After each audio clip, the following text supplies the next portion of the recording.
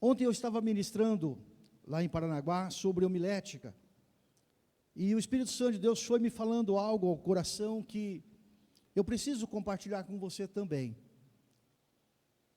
O que nós recebemos num culto, queridos, não é o que o pregador tem para dar, mas é a fome que você tem para comer.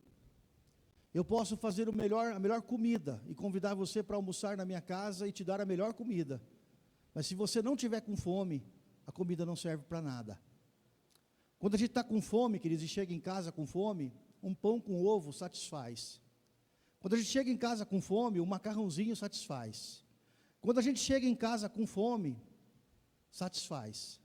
Mas quando a gente chega sem fome, isso não faz diferença nenhuma. Então eu quero desafiar você nos próximos cultos a orar ao Senhor para que Ele te gere fome no coração. Fome da sua palavra, fome da unção do Senhor, fome de ser cheio do Espírito Santo, para que Ele use você poderosamente.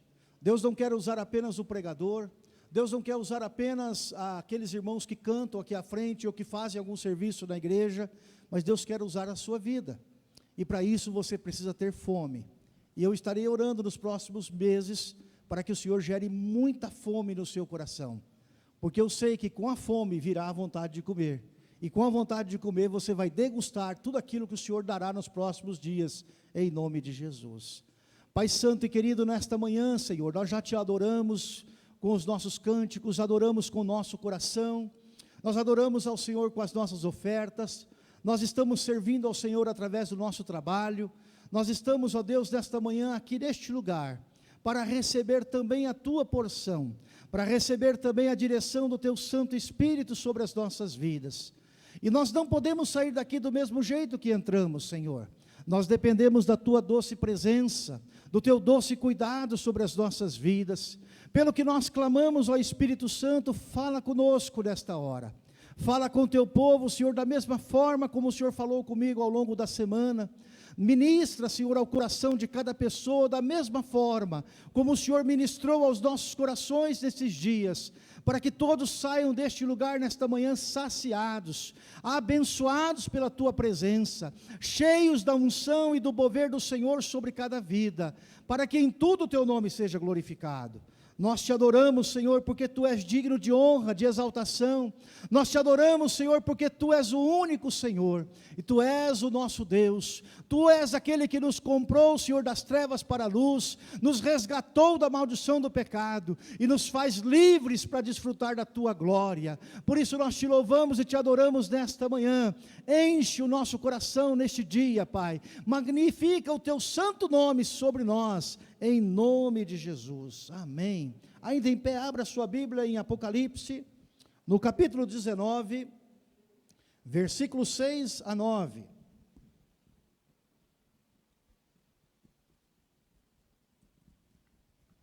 tema da mensagem desta manhã é propósitos divinos revelados na ceia do Senhor. Propósitos divinos revelados na ceia do Senhor. Apocalipse capítulo 16, versículos 6 a 9. Louvado é o nome santo e poderoso do Senhor. Amém, amados? Amém. Os que acharam, digam amém. Glória a Deus. A palavra do Senhor diz assim: e ouvi como que a voz de uma grande multidão, e como que a voz de muitas águas, e como que a voz de grandes trovões que dizia: aleluia, pois já o Senhor Deus Todo-Poderoso reina. Regozijemo-nos e alegremo-nos e demo-nos glória, porque vindas são as bodas do Cordeiro, e já sua esposa se aprontou. E foi-lhe dado que se vestisse de linho fino, puro e resplandecente, porque o linho fino são as justiças dos santos. E disse-me: escreve, bem-aventurado aqueles que são chamados à ceia das bodas do Cordeiro. E disse-me: estas são as verdadeiras palavras de Deus. Amém? Pode assentar, louvado seja o nome do Senhor. Glória a Deus. Queridos, a ceia do Senhor é um momento muito importante na igreja. muito importante na nossa vida cristã, na caminhada que temos pela frente, porque a ceia do Senhor é o momento em que fala do aspecto do passado, do presente, mas também do futuro. A ceia do Senhor, ela é atemporal, ela não é algo que nós estamos fazendo só para o dia de amanhã, ou porque alguma coisa já aconteceu, ou porque temos uma necessidade presente. No passado, a salvação pelo sacrifício de Cristo está sendo lembrado na ceia. No presente, a ceia fala ao nosso coração a respeito de comunhão uns com os outros e com Deus. E no futuro, a ceia aponta para a celebração das bodas do Cordeiro. Quando nós chegarmos no céu, haverá um casamento. E nós, como igreja do Senhor, seremos a noiva, que está sendo ataviada, preparada, para encontrar com o noivo na glória. Então, na ceia do Senhor que nós fazemos hoje, ela é uma prefiguração do que irá acontecer quando chegarmos na glória. Por isso o Senhor tem propósitos divinos a ser revelados ao nosso coração, todas as vezes que nós nos reunimos para ceiar ao Senhor, para nós ministrarmos ao Senhor esta ceia. E quais são esses propósitos? Eu vou destacar apenas 4, porque o tempo é muito curto, não dá para a gente trabalhar toda a complexidade que tem dentro de uma ceia, mas os 4 principais eu quero ministrar nesta manhã. E o primeiro propósito de Deus para a ceia é a proclamação. O segundo propósito é a presença. O terceiro propósito é a comunhão. E o quarto propósito é a adoração. Vamos dizer todos juntos? Presença, proclamação, presença, comunhão e adoração. Proclamação, presença, comunhão e adoração. Vamos entender rapidamente por que esses 4 propósitos são importantes e o que está acontecendo no momento espiritual em que nós estamos ministrando este culto de ceia ao seu coração.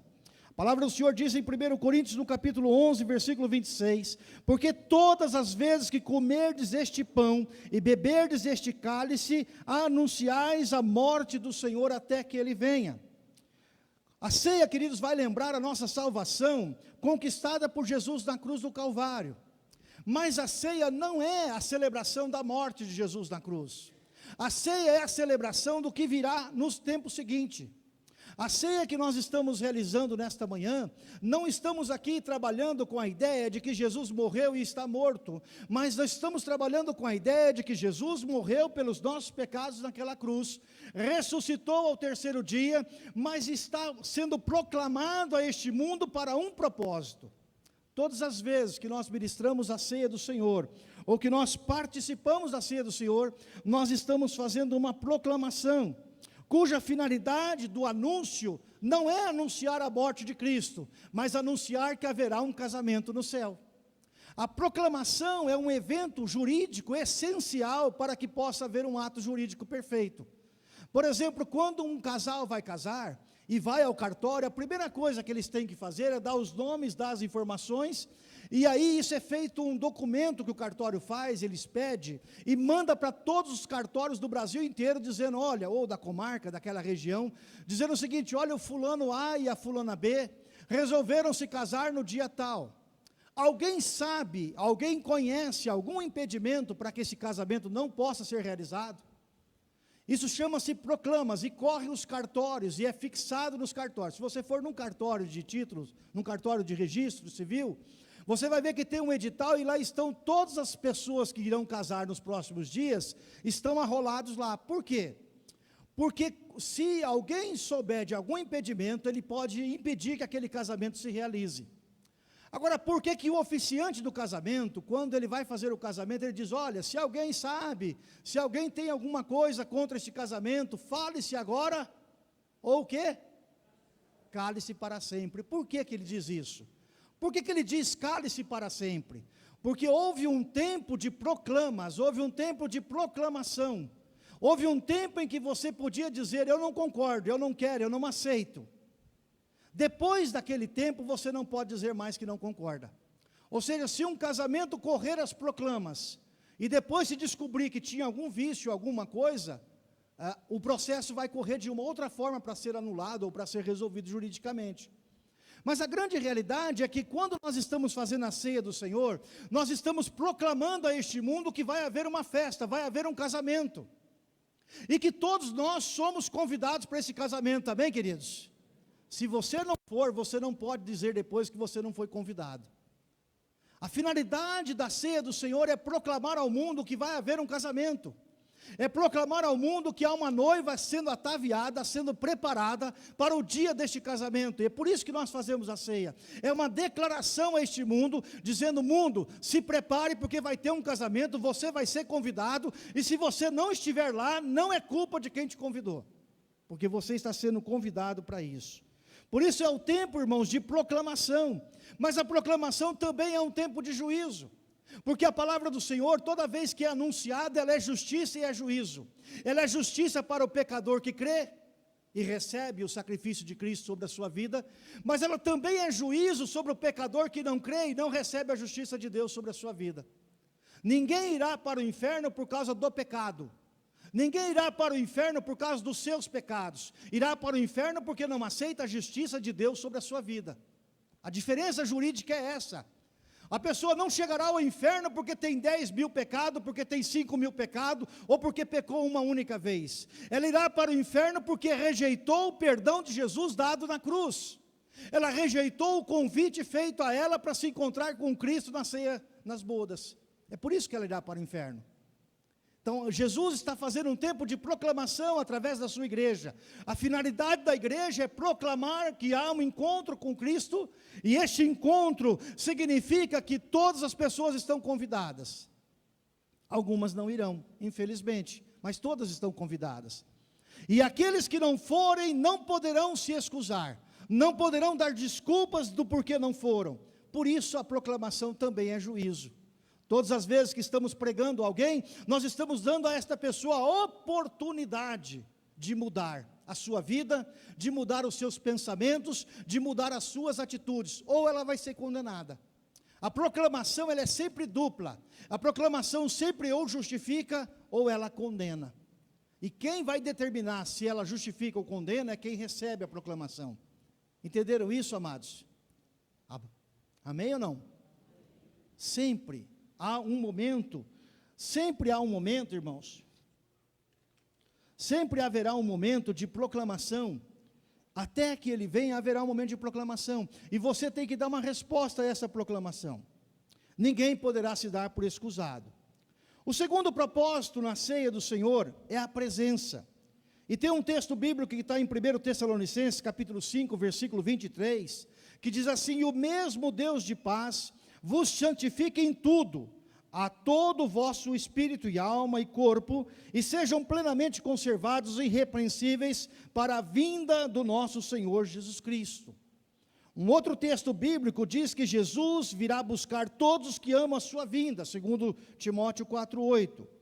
A palavra do Senhor também diz, em 1 Tessalonicenses 3,13, para confirmar os vossos corações, para que sejais irrepreensíveis em santidade, diante do nosso Deus e Pai, na vinda do nosso Senhor Jesus Cristo, com todos os santos. 1 Tessalonicenses 3,13. Muito pouco se fala e se prega sobre a volta de Jesus. Mas a gente precisa compreender o que significa essa volta de Jesus, essa vinda de Jesus, anunciada na palavra. O segundo propósito da ceia do Senhor é anunciar que Jesus virá. Só que no grego a palavra vinda de Jesus significa parousia. E parousia não é um tempo futuro, parousia é um tempo constante. Significa um exemplo, um evento que não irá acontecer, mas que já está acontecendo, ele já iniciou. Uma cerimônia de casamento, ela pode demorar 1 hora, 1 hora e meia, mas ela já está acontecendo.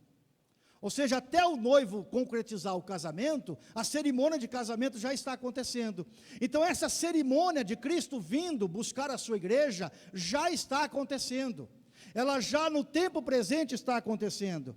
Ou seja, o que a palavra do Senhor está dizendo, é que todas as vezes que nós anunciamos e fazemos a ceia do Senhor, nós estamos anunciando que Jesus voltará, mas não num tempo futuro. Jesus já está voltando, Jesus já está presente no ambiente. Eu quero dar um exemplo para você entender o que eu estou falando. Por exemplo, o pastor Evandro está presente no ambiente, amém, pastor Evandro? Mas ele está longe de mim, mas ele está presente. Ou seja, ele está presente, mas está longe. mas a hora que eu chamá-lo à frente, ele virá aqui à frente. Então o grego usa essa expressão, quando o grego fala vir, a vinda de Jesus, ele está dizendo o seguinte: Jesus está vindo, mas já está presente no cenário, já está presente no filme, ou seja, ele vai aparecer na cena, num determinado momento, mas ele já está presente desde o começo do filme. É mais ou menos essa a ideia, ele já está presente no ambiente, para que o nome dele seja glorificado. É isso que significa a ceia do Senhor. Nós não estamos anunciando que Jesus virá num dia, mas que Jesus já está vindo, Jesus já está presente sobre as nossas vidas em nome de Jesus. Como é que nós percebemos, irmãos, que Jesus está presente? Nós percebemos que Jesus está presente e consequentemente está voltando pela presença de falsos cristos e falsos profetas. Nunca antes na história do Brasil, na história deste mundo, houve tantas falsas profecias, tantos falsos profetas. Uma segunda característica que mostra que Jesus está voltando é a grande quantidade de apostasia, ou seja, a grande quantidade de pessoas que deliberadamente estão largando os caminhos do Senhor. Hoje no Brasil, para cada um evangélico praticante, você tem um outro que não é praticante mais, que abandonou os caminhos do Senhor. Alguns que voltaram para a velha vida, alguns que voltaram pior ainda do que eram antes da velha vida. Por isso que o apóstolo Paulo diz em 1 Timóteo, capítulo 4, versículo 1, mas o Espírito expressamente diz que nos últimos tempos apostatarão alguns da fé, dando ouvidos a espíritos enganadores e doutrinas de demônios. Muitas pessoas têm sido seduzidas por doutrinas de demônios, doutrinas que não são as doutrinas bíblicas, que levam as pessoas ao engodo, que levam as pessoas a fazerem ofertas e sacrifícios que Deus não pediu, e por conta disso essas pessoas são enganadas. São doutrinas de demônios, que não têm base bíblica, mas que são pregadas muitas vezes, e muita gente vai atrás delas. Também, a perseguição aos crentes é um sinal da vinda de Jesus. Os crentes têm sido perseguidos e a perseguição vai aumentar, queridos. Nós não podemos ter ingenuidade de achar que a perseguição vai diminuir, ao contrário, ela irá aumentar cada vez mais. Também outra coisa que Jesus diz são os grandes sinais dos céus. Os sinais dos céus estão aí evidentes para que todos nós possamos perceber que Jesus está vindo. Jesus também afirmou que haveriam guerras e conflitos, e essas guerras aumentariam de proporção e aumentariam de tamanhos. E também pela presença de muitos terremotos. O Instituto Geológico Americano contabilizou de 2010 a 2015 aproximadamente 200 mil terremotos no mundo. Desses 200 mil, 100 mil foram perceptíveis. Até o Brasil, que não tinha terremoto, agora começa a ter também. Pega aquela região lá aquela região lá do norte de Minas Gerais, de vez em quando dá um tremor de terra e alguma coisa acontece. Então, o mundo está sendo abalado. De alguma forma, os sinais da sua vinda, eles estão presentes para que nós possamos perceber que Jesus já está no ambiente. Amém, queridos? Jesus já está no ambiente. Eu sei que algumas pessoas tentaram marcar datas para Jesus voltar, mas Jesus nunca disse que ele voltaria em determinado dia. Ele disse: observem os sinais, e quando vocês observarem esses sinais, vocês compreenderão que está próxima a volta de Cristo.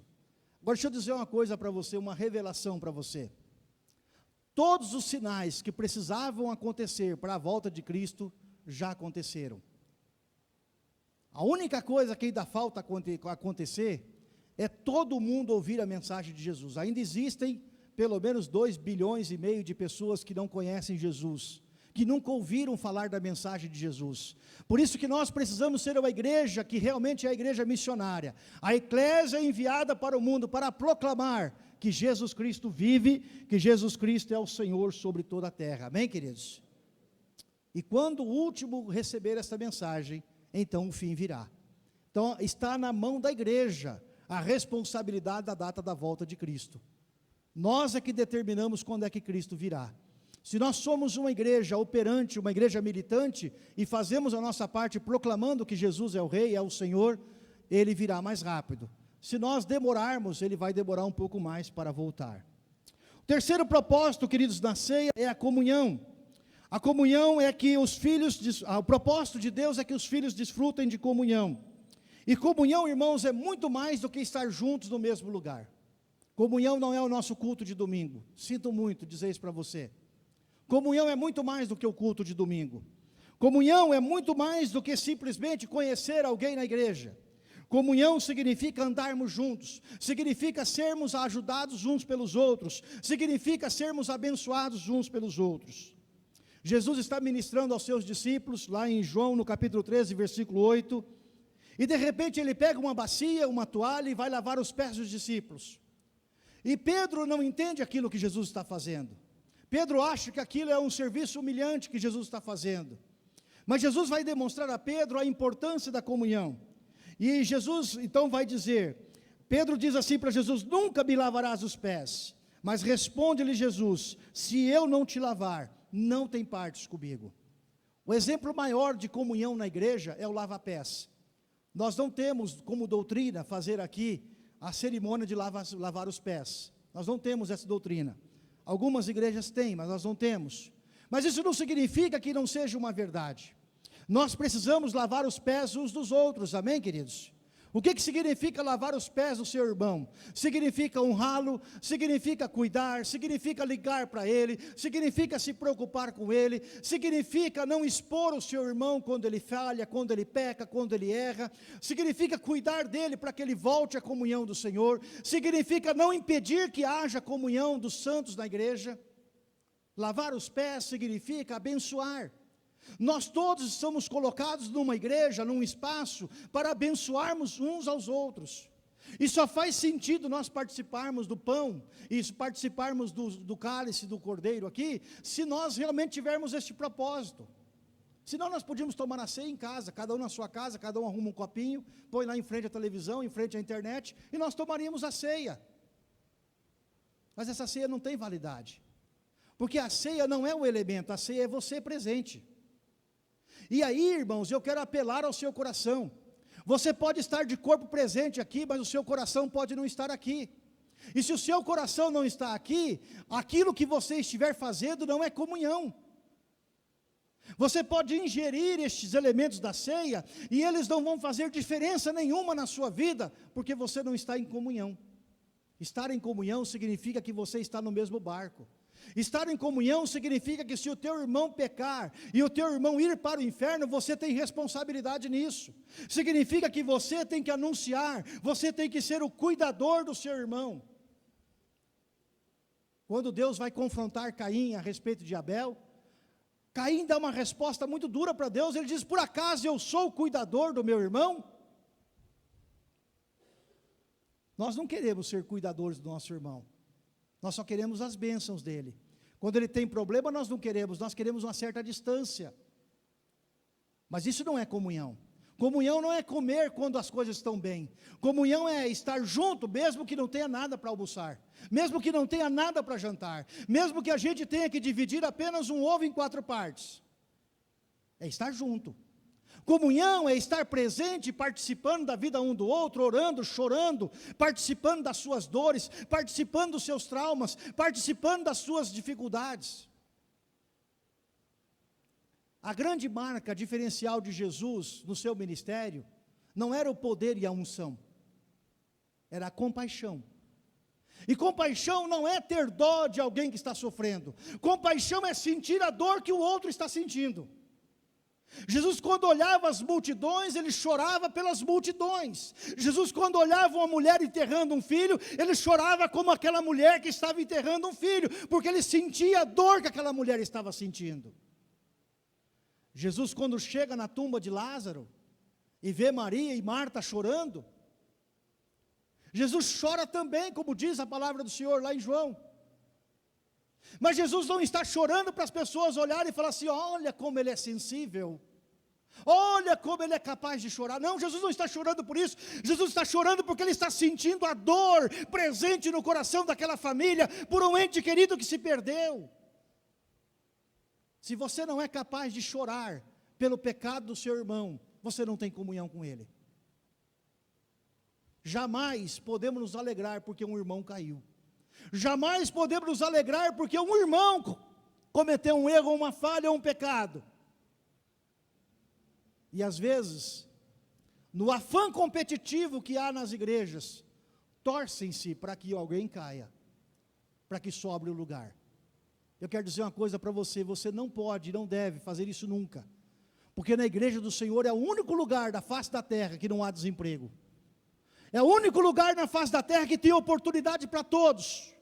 O que você pensar e imaginar que tem que fazer nessa igreja, tem que fazer. Tem que ser feito. E Deus precisa que todos façam, que todos se empenhem, que todos façam o seu melhor, mas não por causa de Deus, não por causa da estrutura, não por causa da denominação, mas porque há vidas neste lugar, e vidas a quem Deus ama. O propósito de servirmos ao Senhor neste lugar, não é para nós engrandecermos o nome da denominação. O propósito de servirmos a Deus neste lugar, é abençoar vidas, amém, queridos? Olha para essa pessoa que está ao seu lado, diga assim: eu tenho o propósito supremo de abençoar a sua vida. É sério isso, meu irmão, é sério isso. E nós podemos participar de uma igreja durante 20, 30, 40 anos e não conhecer as pessoas. Ah, eu conheço, eu sei que ele é careca, eu sei que ele é moreno, eu sei que ele é claro. Isso não é conhecer, querido. Conhecer significa entrar mais próximo, estar na intimidade, estar em comunhão, estar aliançado, saber que estamos no mesmo barco, que estamos remando para o mesmo rumo, que estamos caminhando rumo à direção da Canaã celestial e que vamos chegar juntos nas bodas do Cordeiro, louvado o nome do Senhor. Isso é comunhão. No Salmo 133, a palavra do Senhor diz que quando o povo está em comunhão, o Senhor ordena a sua bênção. Uma igreja em comunhão faz muita diferença. Mas uma igreja onde as pessoas se reúnem para um evento, não faz diferença nenhuma. É por isso que pessoas que vivem fazendo eventos, igrejas que vivem de eventos, elas são iguais àquelas pessoas que entram numa bicicleta e tem que ficar pedalando, porque senão elas vão parar e o dia que parar cai. Mas quando a igreja não depende de evento, quando a igreja depende da comunhão, a comunhão uns com os outros, a comunhão direta com Cristo, então esta igreja prevalece. Podem vir lutas, podem vir dificuldades, podem vir tempos de escassez, podem vir tempos até de bonança, mas a igreja se mantém de pé, porque ela tem comunhão e porque ela desfruta da comunhão com o Senhor. A palavra do Senhor diz em Amós, no capítulo 3, versículo 3, como pois andarão dois juntos se não houver acordo? Não pensa você que você tem acordo com o seu irmão, porque você está na mesma ata que ele. Você tem acordo com o seu irmão, quando você compreende que você está aqui, e você foi colocado neste lugar, para caminhar junto no mesmo propósito, na mesma direção, e fazer a obra do Senhor. Você não vem aqui para ser um evento, você não vem a este lugar para desfilar, você não vem a este lugar simplesmente para ouvir uma mensagem, você vem a este lugar para cumprir com o propósito supremo que Cristo tem para a sua igreja, porque você é a igreja do Senhor, nós somos a igreja do Senhor, queridos. Nós precisamos aprofundar a comunhão. Nós precisamos aprofundar a comunhão a partir das células. Nós precisamos aprofundar a comunhão a partir dos relacionamentos mútuos. Nós precisamos aprofundar a comunhão em todo o tempo. Amém, queridos? E o quarto propósito da ceia do Senhor é que nós possamos adorá-lo, exatamente como Ele é digno de ser adorado. Jesus, quando encontra aquela mulher no poço de Samaria, aquela mulher pergunta: Senhor, onde é que nós devemos adorar? Os judeus dizem que é em Jerusalém, nós aprendemos que é neste monte. E Jesus diz: não é nem na Igreja Batista Independente, nem na Assembleia de Deus, nem na Deus e Amor, nem na onde você quer que seja. Porque não é o lugar, é o seu coração. E Jesus diz àquela mulher em João capítulo 4, versículo 23, 24, mas a hora está chegando, e de fato já chegou, diga glória a Deus. Está chegando, e Jesus de fato já chegou, em que os verdadeiros adoradores adorarão o Pai, em espírito e em verdade, pois são esses que o Pai procura para seus adoradores. Deus é espírito, e é necessário que os seus adoradores o adorem em espírito e em verdade. Significa em verdade, significa que o meu coração não pode ter espaço para dúvida ou confusão. Significa que, ainda que eu esteja encerrado dentro de um corpo, que muitas vezes está limitado pela mente, ou limitado pelas circunstâncias da vida carnal, ainda assim, Ele é totalmente transparente para com o Pai. Quando o Senhor sondar os nossos corações no momento da ceia, eu não conheço você, você não me conhece. Você pode achar o que você quiser de mim. Eu posso achar o que eu quiser de você, mas eu não te conheço. Mas a presença de Jesus está neste lugar. E Ele te conhece. E o que vai dar a diferença entre que você vai sair daqui nesta manhã 100% abençoado, ou você simplesmente veio a um lugar e vai voltar para sua casa depois de passar 1h30, 2 horas,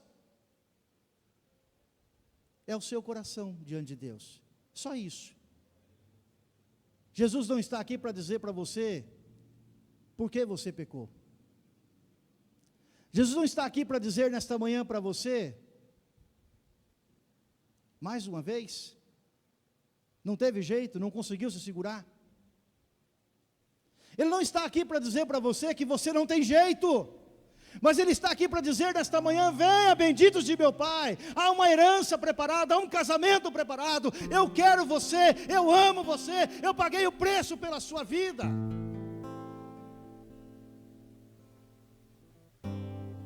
Intimidade, devoção, comunhão, sociedade, pacto, vida plena e ativa em Cristo, somente em Cristo. Em João 6,56, a palavra do Senhor diz assim: quem come a minha carne e bebe o meu sangue, permanece em mim, e eu nele. Sabe, queridos, quando nós pecamos, nós levamos o Espírito Santo junto com a gente, para pecar, e é por isso que ele se entristece. Não tem como colocar o Espírito Santo no armário, e dizer: ó, para o Espírito Santo, fica aí no armário, guardadinho aí, eu vou pecar, vou dar uma volta por aí, depois eu volto e te pego, tá? Quando eu for para a igreja eu ponho o Senhor de novo no lugar certo. Ou como alguns faziam antigamente, né, quando não conheciam o Senhor, botava o santo virado de cara para a parede. Quem fazia isso aí? Pode confessar que já vai ser perdoado. Virava o santo de costa para a parede e dizia: ó, vou andar um pouquinho por aí, vou dar castigo para o santo. O Espírito Santo não recebe castigo. Ele vai gemer com você com gemidos inexprimíveis. A mesma dor que você sente depois que você percebe que pecou, o Espírito Santo sente com você durante o seu pecado. É sério isso, queridos. Ele chora. Ele chora. Ele chora. Mas nunca blasfeme o Espírito Santo de Deus, porque Ele é o seu Senhor, Ele é o seu ajudador, é o Paracletos, é aquele que te ajuda a não cair, é aquele que te ajuda a levantar. E eu quero deixar para você 3 razões, pelo menos 3, na ceia eu passei para os irmãos que coordenaram a ceia, passei 7 razões para adorar ao Senhor, mas eu quero deixar apenas 3 desta manhã. A primeira razão é que o Senhor nos ordena que isso seja feito. Os 10 mandamentos e toda a sua palavra nos ordenam a adorar ao único Deus, ao verdadeiro Deus, e somente a Ele, nada mais, somente a Ele. Todas as pessoas, irmãos, estão destinados a prestar reverência ao Senhor, mesmo que a contragosto. A palavra do Senhor diz lá em Filipenses, no capítulo 2, versículo 10, texto aí que o pastor Sandro leu nesta manhã na abertura do culto, que todo joelho se dobrará e toda língua confessará que Jesus Cristo é o Senhor. Vai queimar eternamente no fogo do inferno, mas primeiro vai ter que dobrar o joelho, vai ter que abrir a boca e vai ter que confessar que Jesus Cristo é o Senhor. Aleluias! Todos comparecerão perante o Cordeiro, todos. Você vai ver o Hitler, vai ver o Mussolini, vai ver o Stalin, tantos outros. Alguns vão ouvir uma mensagem que você não vai gostar de ouvir, outros irão para o lugar que você não gostaria de ir, mas toda língua todo joelho se dobrará e toda língua confessará. A segunda razão, queridos, é porque somente Deus, somente Ele merece a nossa adoração.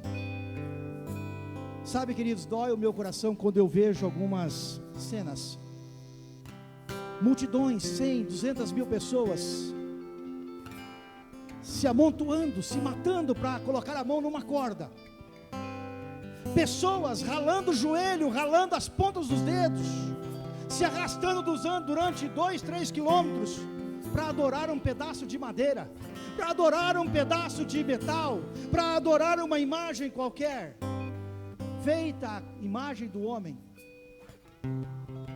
Milhões de pessoas são capazes de fazer grandes sacrifícios por um Deus que não pode fazer nada por elas, porque está morto, e morto está.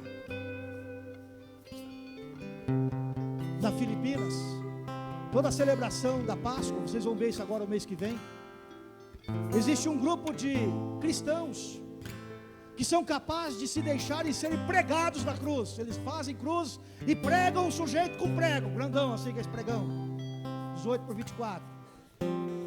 E as pessoas são pregadas pela devoção que elas têm, aquilo que elas acreditam. Nós temos um Deus maravilhoso, que não exige de nós nada mais do que o nosso coração, a nossa adoração, que não exige nenhum outro sacrifício a não ser o sacrifício de louvor. Nós temos um Deus que tem prazer em trabalhar em nossas vidas. Nós temos um Deus que peleja por nós. Nós temos um Deus que é tudo em nossa vida. E na hora de nós o adorarmos, nós muitas vezes fazemos como aquele marido insensível, que tem uma esposa que o ama tremendamente, que faz a melhor comida para ele comer, que quando vai passar a sua roupa, passa da melhor forma para que ele fique sempre impecável. Aquele marido insensível que é capaz sequer de fazer um elogio para a esposa. Nós somos assim, mas eu quero convidar você a mudar isso nesta manhã, porque você tem um Deus que é vivo, você tem um Senhor que é verdadeiro sobre a sua vida. Você não está atrás de uma filosofia, você não está atrás de uma ilusão, você está seguindo o Deus vivo e verdadeiro, aquele que morreu na cruz do Calvário pela tua vida, aquele que verdadeiramente te ama, aquele que trabalha por você, aquele que resgatou você da maldição, e aquele que espera estar na glória para receber você. Por isso Ele merece a nossa adoração, por isso Ele é digno de louvor, é digno de honra. Há uma terceira razão para você adorar a Deus. No Salmo 115, depois você chega na tua casa e você lê isso. A palavra do Senhor diz no Salmo 115, que aqueles que adoram o ídolo se tornam igual a ele. Tem mãos, mas não apalpam. Tem pés, mas não andam. Tem boca, mas não fala. Tem ouvidos, mas não ouve. E se esse princípio é verdadeiro para isso, também é verdadeiro para quando adoramos ao Senhor. Você é aquilo que você adora. Você é aquilo que você adora. Posso ouvir um amém, queridos? Você é aquilo que você adora. A nossa essência é a adoração. A nossa essência é quem nós adoramos. Se você adora o Deus vivo e verdadeiro, você é vivo e verdadeiro. Se você adora o Deus da justiça, você é a justiça de Deus. Se você adora o Deus que dá vida, você é a vida, você tem a vida eterna. Eu pedi aos irmãos para cantarmos o hino, e quero convidar você a ficar em pé. Projeta a letra da música para nós. Nós cantamos esse hino tantas vezes na igreja, mas sabe qual é o nosso problema, irmãos? Nós cantamos e não prestamos atenção no que estamos cantando. Este hino, Incrível Graça, diz assim: quem do pecado quebra força, cujo amor é mais poderoso, Ele é o Rei da glória, o Rei dos reis. Quem com trovões faz tremer a terra, quem com espanto nos tira o ar. O Rei da glória, é o Rei dos reis. Incrível graça é infalível esse amor. Posso ouvir um glória a Deus, irmãos? Você pode falhar, mas o amor de Jesus não falha sobre a sua vida. Olha essa outra frase: tomou, que lugar que tomou? Meu lugar. Diga meu lugar. Levou a minha cruz, a sua vida deu. E agora eu sou escravo dele, é isso que diz a palavra? Não, agora eu sou o que, queridos? Vai lá, passa para mim lá. Agora eu sou livre, aleluias. Então Jesus, eu canto tudo que fez por mim. Eu não quero mais que nós façamos ceias, irmãos, com aquela cara de coitado. Sabe aquela cara de ceia é celebração, ceia é vida, ceia é Jesus vivo reinando sobre as nossas vidas. Ceia não é um morto, ceia é o Jesus presente em nossa vida. É Ele que põe em ordem o nosso caos. É Ele quem faz do órfão filho e filha. Ele é o Rei da glória, é o Rei dos reis. É Ele que com justiça governa o mundo. O seu esplendor com o sol brilha. Ele é o Rei da glória, Ele é o Rei dos reis. Aleluia. Se você não der glória a Deus, você vai perder a maior oportunidade. Eu quero que você celebre, eu quero que você grite, eu quero que você pule, eu quero que você cante com o seu coração nesta hora, porque só Ele é digno de louvor, só Ele é digno de glória, só Ele é digno de adoração. Louvado e santo é o nome do Senhor, aleluia.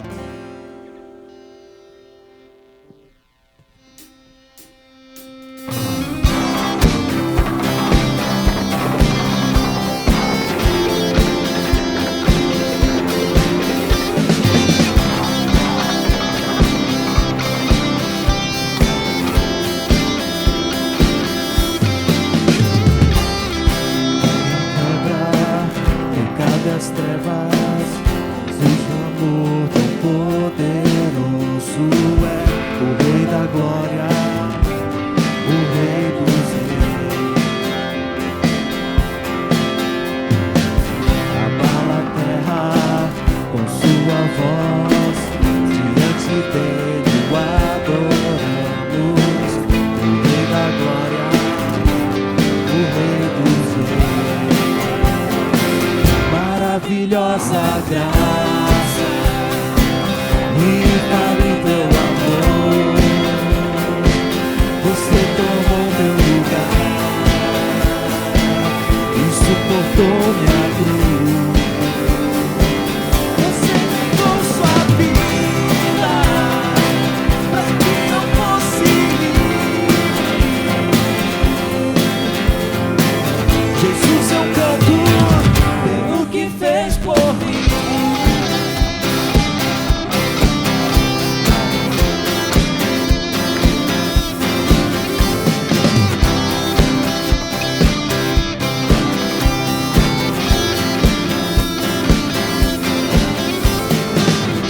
Quem transforma as nossas vidas e faz seus órfãos, filhos e filhas, o Rei da glória, o Rei dos reis. Quem governa sobre as nações, como um sol brilha em majestade, o Rei da glória, o Rei dos reis. Maravilhosa graça, infalível amor, você tomou meu lugar, suportou minha cruz.